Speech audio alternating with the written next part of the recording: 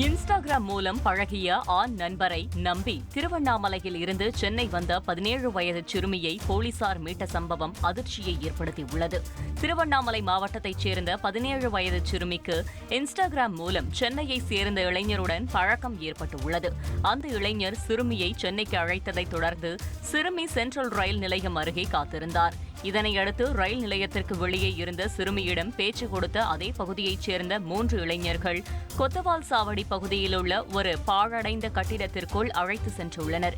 இதனை பார்த்த அதே பகுதியைச் சேர்ந்த நபர் அளித்த தகவலின் அடிப்படையில் சம்பவ இடத்திற்கு சென்ற போலீசார் சிறுமியை மீட்டு இளைஞர்களிடம் விசாரணை மேற்கொண்டு வருகின்றனர். பக்ரீத் பண்டிகையை முன்னிட்டு நத்தம் மாட்டு சந்தையில் 5 கோடி ரூபாய்க்கு மேல் ஆடுகள் விற்பனையாகின. திண்டுக்கல் மாவட்டம் நத்தத்தில் நடைபெற்ற ஆட்டு சந்தையில் பல்வேறு மாவட்டங்களிலிருந்து 5000த்திற்கும் மேற்பட்ட ஆடுகள் விற்பனைக்காக குவிந்தன. இதில் எடைகளுக்கு ஏற்ப 5000 ரூபாய் முதல் 50,000 ரூபாய் வரை ஆடுகள் விற்பனையாகின. அதிலும் பக்ரீத் பண்டிகை என்பதால் வழக்கத்தை விட 1000 ரூபாய் முதல் 5000 ரூபாய் வரை அதிக விலைக்கு ஆடுகள் விற்பனையானதால் வியாபாரிகள் மகிழ்ச்சியடைந்தனர். செய்திகளை உடனுக்குடன் தெரிந்து கொள்ள உடனே சப்ஸ்கிரைப் பண்ணுங்க.